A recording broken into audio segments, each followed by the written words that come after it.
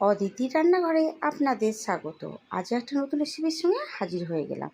আজ বানালাম পোস্ত দিয়ে পাট শাক ভাজা। একদম সহজ পদ্ধতিতে বানাবো, যাতে আপনাদের বানাতে কোনো অসুবিধা না হয়। অবশ্যই প্রথম থেকে লাস্ট পর্যন্ত ভিডিওটা দেখার জন্য অনুরোধ রইল। নমস্কার বন্ধুরা, আমি অদিতি। আপনারা দেখছেন অদিতি রান্নাঘর। আজকে বানাবো পোস্ত দিয়ে পাট শাক ভাজা। আর এই পাট শাক ভাজাটা দারুণ হয় খেতে। ভালো লেগে থাকে অবশ্যই লাইক করবেন, শেয়ার করবেন, সাবস্ক্রাইব করবেন, তাহলে আমি আবার নতুন নতুন রান্না নিয়ে আসবো।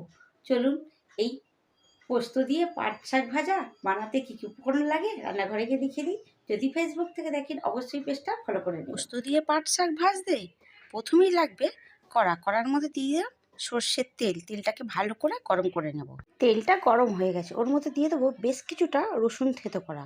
আর রসুন কিন্তু থেতো করে দিতে হবে, মিহি করে বেটে কিংবা মিহি করে কেটে দিলেও হবে না, থেতো করে দিলেই টেস্টটা বেশি ভালো আসবে। খুব ভালো করে রসুনটাকে একটু ভেজে নেব। রসুন ভাজা হয়ে গেছে, এবার দিয়ে দেবো পেঁয়াজ কুচি। পেঁয়াজ কুচিটাকে আমি একটু লম্বা লম্বা করে পেঁয়াজটাকে কুচিয়ে নিয়েছি, পাতলা পাতলা করে কেটেছি। এবার পেঁয়াজটাকেও একটু বেশ কিছুক্ষণ নাড়াচাড়া করে ভাজবো। এবার দিয়ে দেবো দুটো গোটা শুকনো লঙ্কা, আর একটা শুকনো লঙ্কা দিয়েছি কেটে। ঝালটা যে যা আন্দাজ বুঝে দেবেন। ভালো করে পেঁয়াজটাকে আমি ভাজবো। পেঁয়াজটা আমার বেশ ভালো করে ভেজে নিয়েছি। এবার আমি পাট পাতাগুলোকে আগে থেকে ধুয়ে কেটে পরিষ্কার করে নিয়েছি। সেই পাট পাতাগুলোকে আমি কড়ার মধ্যে দিয়ে দিলাম, দিয়ে এবার শুধু নাড়াচাড়া করব। নাড়াচাড়া করলেই কিন্তু এই পাট পাতা পুরো একদম নরম হয়ে যাবে আর অল্প হয়ে যাবে। দেখতেই পাচ্ছেন একদম 1 সেকেন্ডের মধ্যে কীভাবে পাতাগুলো নরম হয়ে যাচ্ছে। এই পাতাগুলো পুরো কচি পাতা, এই জন্য। আর এই সময় পাট পাতাগুলো খুব ভালো পাওয়া যায়। আপনারা তো আশা করছি পাট শাক ভাজা সবাই খান, কিন্তু আমার মতন পোস্ত দিয়ে একবার হলো এই রেসিপিটা বানিয়ে খেয়ে দেখবেন। গরম গরম ভাতে খেতে কিন্তু দারুণ লাগে। দেখে বুঝতেই পারছেন পাট পাতাগুলো কিন্তু নরম হয়ে গেছে। এবার আমি এর মধ্যে স্বাদ মতো নুন দিয়ে দিলাম। আর শাক ভাজার পরিমাণে নুনটা কম লাগবে, অল্প করেই নুন দেবেন, কারণ শাকটা নরম হয়ে গেলে, অল্প হয়ে গেলে, নুনটা বেশি পড়ে গেলে তখন কিন্তু নুন চোখো হয়ে যাবে, খেতে কিন্তু একেবারেই ভালো লাগবে না। এবার শুধু এইভাবেই নাড়াচাড়া করে এটাকে আমি ভাজবো।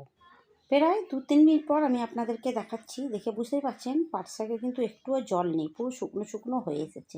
এবার আমি এর মধ্যিখানটাকে একটু ফাঁকা করে দেবো। এবার প্রথম কিন্তু পোস্তটাকে দেবেন না, দিলে কিন্তু টেস্টটা খারাপ হয়ে যাবে আর পোস্তটা পুড়ে যাবে, খেতে কিন্তু একেবারেই ভালো লাগবে না। পোস্ত দেওয়ার নিয়ম হচ্ছে এই সময় মধ্যিখানটা আমি একটু এইভাবে ফাঁকা করে দিলাম, দিয়ে একটু অল্প করে তেল দিয়ে দেবো। 1 চামচ মতন সর্ষের তেল দিয়ে দিয়েছি, তেলটাও একটু গরম হয়ে গেছে। এবার আমি ওই তেলের মধ্যে 1 চামচ পোস্ত দিয়ে দিলাম। পোস্তটাকে একটু সামান্য নেড়েচেড়ে একটু ভেজে নেব। পোস্তটা আমার ভাজা হয়ে গেছে, এবার আমি পাট শাকের সঙ্গে পুরো মিশিয়ে দেবো, দিয়ে শুধু অনবরত নাড়বো। নাড়লে কিন্তু এই পাট শাকের সঙ্গে মিশে যাবে। আর এইভাবে একবার হলেও বানাবেন। আর যদি বাড়িতে বানিয়ে থাকেন অবশ্যই কিন্তু আমাকে কমেন্ট করতে ভুলবেন না। খেতে কিন্তু দারুণ হয়। আর গরম গরম ভাত দিয়ে এই পাট শাক ভাজা মেখে খেতে কিন্তু দারুণ হয়। অনেকে আছে পেঁয়াজ রসুন দিয়েই বানায়, কেউ পেঁয়াজ রসুন ছাড়া বানায়।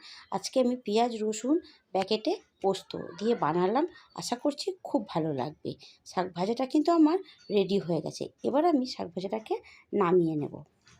গরমের সিজনে পাট শাক ভাজা রেডি করে ফেললাম, একদম অল্প উপকরণ, আর খেতে কিন্তু দারুণ। আপনারা কিন্তু অবশ্যই বানাবেন। যদি বানিয়ে খেয়ে থাকেন তাহলে কিন্তু আমাকে কমেন্ট করবেন। আর ফেসবুক থেকে দেখলে পেজটা ফলো করবেন, ইউটিউব থেকে দেখলে চ্যানেলটা সাবস্ক্রাইব করে দেওয়ার অনুরোধ।